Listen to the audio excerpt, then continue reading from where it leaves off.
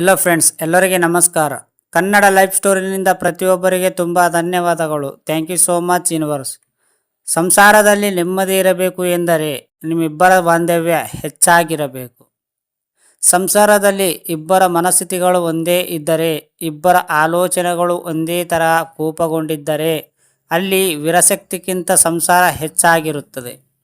ಸಂಸಾರದಲ್ಲಿ ಕೂಡ ನೆಮ್ಮದಿ ಸಿಗುತ್ತದೆ. ಸಂಬಂಧದಲ್ಲಿ ಬಾಂಧವ್ಯವೆನ್ನುವುದು ಅತಿ ಅಗತ್ಯವಾಗಿರುವುದು. ಸಂಗಾತಿಗಳಿಬ್ಬರ ನಡುವೆ ಬಾಂಧವ್ಯವು ಉತ್ತಮವಾಗಿ ಇಲ್ಲದೆ ಇದ್ದರೆ ಆಗ ಇದು ಸಂಪೂರ್ಣ ಸಂಬಂಧದ ಮೇಲೆ ಪರಿಣಾಮ ಬೀರುವುದು. ಬಾಂಧವ್ಯವೆಂದರೆ ಕೇವಲ ಜೊತೆಯಾಗಿ ಮಲಗುವುದು ಎಂದಲ್ಲ. ಆಧುನಿಕ ಯುಗದಲ್ಲಿ ಎಲ್ಲವೂ ರೋಬೋಟ್ನಂತೆ ಆಗಿದೆ. ಸಂಬಂಧವು ಕೂಡ ಇದಕ್ಕೆ ಹೊರತಾಗಿಲ್ಲ. ಪ್ರತಿಯೊಬ್ಬರು ಅವರವರ ಜೀವನದಲ್ಲಿ ವ್ಯಸ್ತರಾಗಿರುವ ಸಂದರ್ಭದಲ್ಲಿ ಸಂಗಾತಿಗಳು ಹೇಗೆ ತಮ್ಮ ನಡುವಿನ ಬೇಸಿಗೆಯನ್ನು ಹಿಡಿದಿಟ್ಟುಕೊಳ್ಳಬೇಕು ಎಂದು ಕಲಿಯಬೇಕು.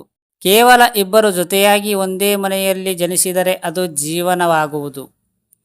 ಬಾಂಧವ್ಯವನ್ನು ವೈದ್ಯಸ್ಥರು ಸಂಗಾತಿಗಳು ಇನ್ನಷ್ಟು ಕೆಲಸಗಳನ್ನು ಜೊತೆಯಾಗಿ ಮಾಡಬೇಕು. ಅದು ಯಾವುದು ಎಂದು ತಿಳಿಯಬೇಕಾದರೆ ಆಗ ನೀವು ಈ ಲೇಖವನ್ನು ಕೇಳಬೇಕು, ಈ ಸ್ಟೋರಿ ಕೇಳಬೇಕು. ಜೊತೆಯಾಗಿ ಮೃಗಾಲಯಗಳಿಗೆ ಭೇಟಿ ನೀಡಿ. ಮಕ್ಕಳು ಹೋಗುವಂತಹ ಜಾಗಕ್ಕೆ ಸಂಗಾತಿಗಳು ಹೋದರೆ ಅದರಲ್ಲೇನು ಮಜಾ ಎಂದು ನೀವು ಮಾಡಬಹುದು. ಆದರೆ ಖಂಡಿತವಾಗಿಯೂ ಇದು ನಿಮ್ಮಲ್ಲಿನ ಬಾಂಧವ್ಯವನ್ನು ಹೆಚ್ಚಿಸುವುದು. ಇಂತಹ ಸ್ಥಳಗಳಿಗೆ ಹೋದ ವೇಳೆ ನಾವು ಬಾಲ್ಯದಲ್ಲಿ ಆಗಿರುವಂತಹ ಕೆಲವೊಂದು ಘಟನೆಗಳನ್ನು ಹಂಚಿಕೊಳ್ಳುತ್ತೇವೆ. ಇದರಿಂದ ಪರಸ್ಪರರನ್ನು ಅರ್ಥ ಮಾಡಿಕೊಳ್ಳಲು ಆಗುವುದು. ಜೊತೆಯಾಗಿ ಸಂಗಾತಿ ಸಾಧನೆಗಳನ್ನು ಕಲಿಯಿರಿ. ಸಂಗೀತ ಮತ್ತು ಸಂಗೀತ ಸಾಧನೆಗಳನ್ನು ಜೊತೆಯಾಗಿ ಕಲಿತರೆ ಅದರಿಂದ ಖಂಡಿತವಾಗಿಯೂ ಸಂಗಾತಿಗಳ ನಡುವಿನ ಬಾಂಧವ್ಯವು ಹೆಚ್ಚುವುದು. ಅದರಲ್ಲೂ ಸಂಗಾತಿ ಸಾಧನಗಳಾಗಿರುವಂತಹ ಪಿಯಾನೋ, ಹಾರ್ಮೋನಿಯಂ, ತಬಲ ಇತ್ಯಾದಿಗಳನ್ನು ಜೊತೆಯಾಗಿ ಕಲಿಯಬೇಕು. ಇದರಿಂದ ಸಂಬಂಧದಲ್ಲಿ ಸೌಹಾರ್ದವು ಬರುವುದು. ಆದರೆ ನೀವು ಸಂಗಾತಿಗೆ ಬೇಜಾರು ಮೂಡಿಸಬೇಡಿ. ಪತ್ರ ಬರೆಯಿರಿ. ಬೆರಳಿನಡಿಯಲ್ಲಿಂದಲೇ ಆಗುತ್ತಲಿದೆ. ಬೆರಳುಗಳ ಮೂಲಕವೇ ನಾವು ಸಂಗಾತಿಗೆ ಪ್ರೇಮ ಪತ್ರಗಳನ್ನು ಬರೆಯುತ್ತೇವೆ.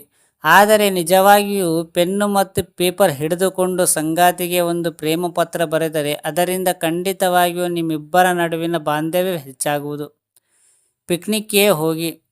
ಪಿಕ್ನಿಕ್ಗೆ ಹೋಗುವ ವೇಳೆ ಹೊಸ ಜಾಗ, ಆಹಾರ ಇತ್ಯಾದಿಗಳನ್ನು ನಿಮಗೆ ಖುಷಿ ನೀಡುವುದು. ಇದರ ಜೊತೆಗೆ ನೀವು ಪರಸ್ಪರರನ್ನು ಸರಿಯಾಗಿ ಅರ್ಥ ಮಾಡಿಕೊಳ್ಳಬಹುದು ಹಾಗೂ ಬಾಂಧವ್ಯವು ಬೇಸೆಯುವುದು. ತಿಂಗಳಲ್ಲಿ ಒಂದು ಸಲವಾದರೂ ನೀವು ಪಿಕ್ನಿಕ್ಗೆ ಹೋಗಿ ಬನ್ನಿ. ತಪ್ಪಿದರೆ 3 ತಿಂಗಳಲ್ಲಿ ಒಂದು ಸಲವಾದರೂ ಹೋಗಿ ಬನ್ನಿ. ಪ್ರಯಾಣ. ಸಂಗಾತಿಯ ಜೊತೆಗೆ ಪ್ರಯಾಣ ಬೆಳೆಸಿದರೆ ಅದು ನಿಮ್ಮಲ್ಲಿ ಹೊಸತನವನ್ನು ಉಂಟು ಮಾಡಲಿದೆ.